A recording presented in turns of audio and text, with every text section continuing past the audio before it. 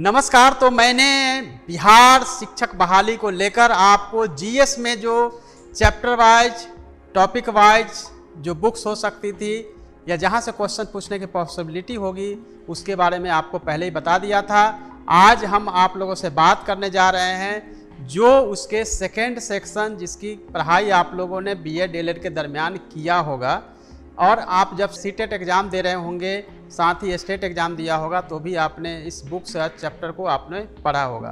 तो यह पोर्शन है teaching aptitude and child development and psychology. तो इसके बारे में आज हम बात करेंगे। जैसा कि मैंने आपको पिछले वीडियो में बताया था कि उसमें जो चैप्टर्स है जो उसके लिए सोर्सेज हो सकते हैं वो बुक भी आपके सामने और मटेरियल्स भी रिकमेंड किए जाएंगे।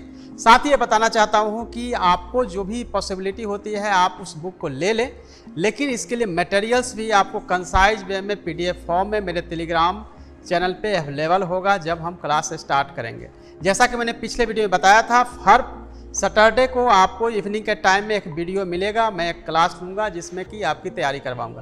पहले हम लोग शुरू करेंगे जीएस से और जीएस में जो भी सेक्शन जरूरी है उसकी बात करेंगे। साथ ही एक बहुत ही ज़रूरी बात आप लोगों को बताना है कि आप इस उधेड़ बुन में ना रहें कि कब एग्ज़ाम होनी है, कब इसकी नोटिफिकेशन होगी, क्या सिलेबस होगा, निगेटिव मार्किंग होगी या नहीं होगी, 100 क्वेश्चंस पूछे जाएंगे, 150 क्वेश्चन पूछे जाएंगे या फिर नियोजित शिक्षक और बाकी जो है पीआरटी और टीजीटी पीजीटी सबकी परीक्षा क्या एक साथ होने वाली है। इन सब उधेड़ बुन में रहने के बजाय आप फोकस करें अपने स्टडी पे, क्योंकि अगर इन सब बातों में अपना समय गंवाएंगे तो सभी जो शिक्षक अभ्यर्थी और नियोजित शिक्षक हैं, अगर जैसे ही आपके सामने नोटिफिकेशन आएगा तो एक कहावत बिहार में है ना कि भोज घरी कोहरा वाली स्थिति आपकी हो जाएगी और आपके सामने एग्जाम का जो डेट है सामने अनाउंस होगा और आप प्रिपरेशन सही समय पे नहीं कर पाएंगे। इसलिए ज़रूरी है कि भोज के घरी कोहरा नहीं रोपना है, अभी से आपको स्टडी करनी है और मोर स्टडी फोकस्ड जितनी हो सकता है आप स्टडी पे फोकस करिए। और आप स्टडी पे फोकस नहीं भी कर पा रहे हैं तो मैं जो आपको बताते जा रहा हूँ उसको आप फॉलो करते जाइए। टाइम टू टाइम आपको बताएंगे पढ़ाएंगे ही। सैटरडे तो मुझे आना ही है, बीच में अगर आपकी कोई क्वेरी या कोई नीड पड़ेगी तो बीच में भी आपको मैं गाइड करूंगा कि किस तरह से आपको अपनी स्टडी या एग्ज़ाम को कैसे क्रैक कर सकते हैं। तो बीपीएससी जो शिक्षक बहाली है उसके बारे में हम सेकेंड सेक्शन की बात आज करेंगे, teaching aptitude child development and psychology पे। तो चलते हैं, स्लाइड में आपके सामने बढ़ते हैं। तो चलते हैं, जैसा कि मैंने आपको बताया था बीपीएससी शिक्षक बहाली जनरली जो है 6 पेज कंप्लीट हो चुकी है, 7th पेज की बात करते हैं इसलिए हमने इसमें लिखा है 7th पेज की शिक्षक बहाली के जो फेजेज हैं उसके सेकेंड सेक्शन के तरफ सिलेबस की चर्चा आज करेंगे। और सिलेबस में आप सभी जानते हैं पीआरटी, टीजीटी और पीजीटी, तो तीनों को अलग अलग तरीके से देखेंगे। हाँ, यह जरूर हो सकता है कि तीनों में ही जीएस के तो स्टैंडर्ड लगभग बराबर होंगे, एक साथ भी एग्जाम हो सकता है, लेकिन जैसे ही हम बात करते हैं टीजीटी की जहाँ पे साइंस और एसएसटी अलग अलग हो जाता है, उसी तरह से पीजीटी की बात करेंगे तो सब्जेक्ट स्पेसिफिक होता है। उसकी भी चर्चा हम इस स्लाइड में आपको आगे करेंगे। तो सबसे पहले बात करेंगे पीआरटी की। पीआरटी में चूंकि पहला जो है वो है भाषा, हिंदी और इंग्लिश। भाषा जो है जरूरी इसलिए है कि न्यू एजुकेशन पॉलिसी जो आई है उसमें क्लियर कहा गया है कि आपको ये लैंग्वेज पे सबसे अधिक जोर देना है। तो इसके लिए जो आपको पढ़ने का जहाँ से सेक्शन मिल रहा है उसको देखेंगे। एनआईयूएस का 503, इग्नू का ES 344, ES 345 और व्याकरण। ये तो लैंग्वेज के लिए ज़रूरी है, आपको व्याकरण पढ़नी पड़ेगी। इसके हमने जो है आपको स्क्रीनशॉट भी दिया है जिसमें कि आप देख सकते हैं कि कौन सी बुक जो है वो ज़रूरी है, तो इसको आप ले लेंगे। पीआरटी में नेक्स्ट जो है लैंग्वेज के बाद वो है गणित का सेक्शन यानी मैथमेटिक्स का। तो मैथमेटिक्स में हम चलेंगे और मैथमेटिक्स में देखेंगे कि कहाँ से आपको अपनी स्टडी को करनी चाहिए। तो बुक नेम के साथ हम आपकी बात करेंगे। एनआईयूएस का 504, इग्नू का ES 344, एनसीईआरटी बुक्स और बीटीबीसी यानी कि एनसीईआरटी और बिहार टेक्स्ट बुक की जो बुक है वो भी आपको मैथ में पढ़नी पड़ेगी। लेकिन यह ध्यान जरूर रखें चूंकि पीआरटी के लिए आप कर रहे हैं तो स्टैंडर्ड 8 तक को आपको देखना चाहिए। तीसरे सेक्शन की तरफ चलते हैं जो कि पर्यावरण अध्ययन का है। इसमें भी आपको एनआईयूएस का 505, इग्नू का ES 341, एनसीईआरटी बुक्स और बीटीबीसी बुक आपको पढ़नी पड़ेगी। तो ये आपके सामने बुक्स है जिसको कि आपको अध्ययन करने की जरूरत है। पीआरटी में जो जरूरी है पेडागोजी का, जिसमें कि आप देख रहे हैं बाल विकास एवं शिक्षा शास्त्र, जिसमें कि NIOS का 501, 502, 506, 507 ये आपको देखना है। इग्नू में ES 344, 33335 इस बुक को आपको पेडागोजी के लिए आपको इस बुक को रेकमेंड मैं अपने तरफ से कर रहा हूँ। यह तो मैंने आपको पहले ही बताया था, जीके और जीए जो है जनरल अवेयरनेस की, और साथ में रीजनिंग पहले ही बताया था, रीजनिंग मैथ से भी क्वेश्चन पूछे जाएंगे। तो इसके लिए जो बुक है वो NCERT की बुक्स ही अभी रेकमेंड करूंगा। साथ में यह बताना चाहता हूं कि अगर आपको मटेरियल की कमी हो रही है, कोई बुक नहीं लेनी है तो कोई बात नहीं, मैं आपको पढ़ाता जाऊंगा, और उसके साथ PDF जो फॉर्म में मटेरियल्स हैं वो आपको टेलीग्राम चैनल पे अवेलेबल होगा। तो बात करते हैं हम TGT की। TGT में सबसे पहले जो सेक्शन है, जैसा कि PRT में बताया था, हिंदी और इंग्लिश यहाँ भी आपको देखना है।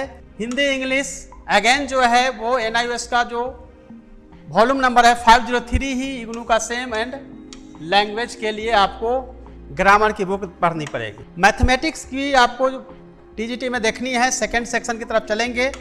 ये आपका पाठ्यक्रम नंबर जो है NIOS 504 इग्नू एंड NCERT की बुक्स और BTBC की बुक।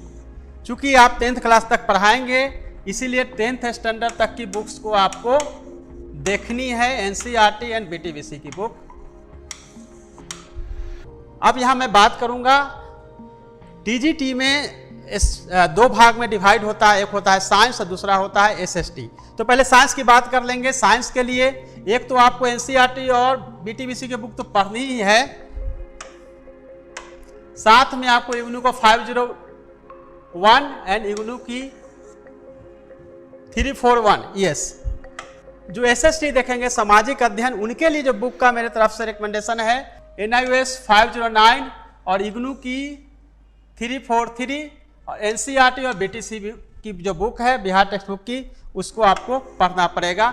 यानी कि साइंस के लिए जो स्ट्रीम के हैं साइंस के लिए अलग करेंगे, और जो सोशल साइंस के हैं उसके हिसाब से सोशल साइंस को आपको देखने की जरूरत है। फिर हम बात करेंगे TGT में पेडागोजी की। पेडागोजी में आपको स्पेशली जो देखना है इग्नू का ES 344, 333, 335, यानी कि यह रिपीट हो रहा है। यही बुक जो है आप PRT में भी देख रहे थे और यहाँ पे TGT में भी देख रहे हैं।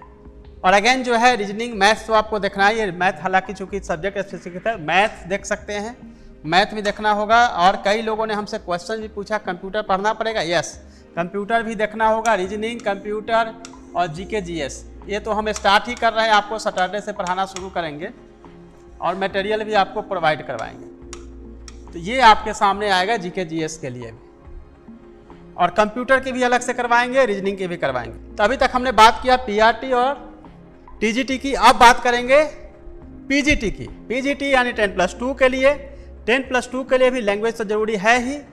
वहाँ होता है सब्जेक्ट स्पेसिफिक, जिसमें कि हिंदी, इंग्लिश अलग अलग। तो अब अगर हम हिंदी की बात करें, 503 आप बहुत इंपॉर्टेंट यह वॉल्यूम है NIOS का, इग्नू का 345, और हमेशा जो है व्याकरण तो आपको पढ़ने की जरूरत होगी ही होगी। जिनका इंग्लिश है तो इंग्लिश के हिसाब से भी देख लेते हैं। इंग्लिश में अगेन जो है 503 NIOS का वॉल्यूम, इग्नू का 344 और ग्रामर।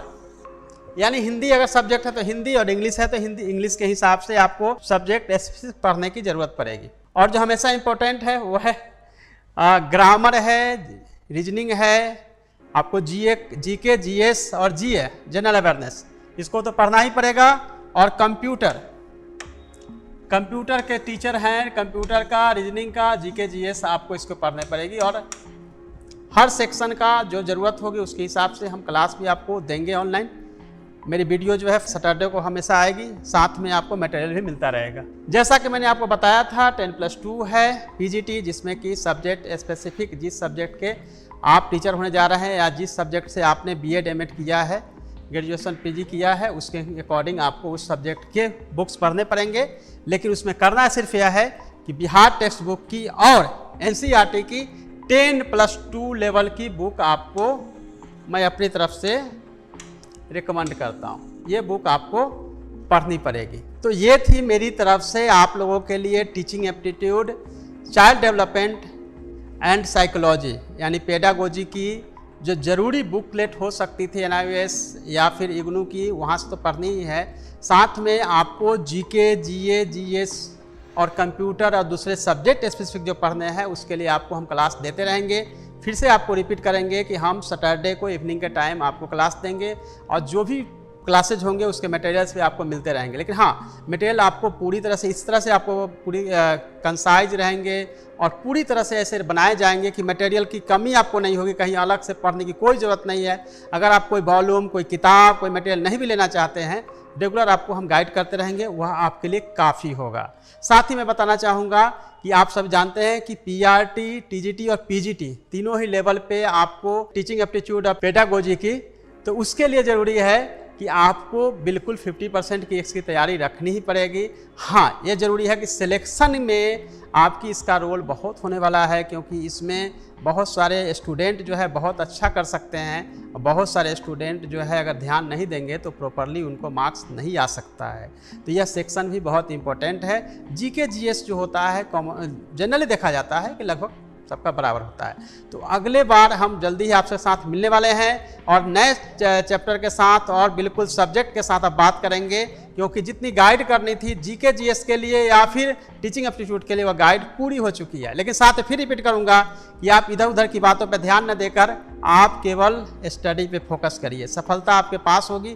क्योंकि गया हुआ वक्त जो है वो वापस नहीं आता और वक्त का हिसाब अगर आप नहीं रखेंगे तो वक्त आपका हिसाब रख करेगी। धन्यवाद, थैंक यू सो मच।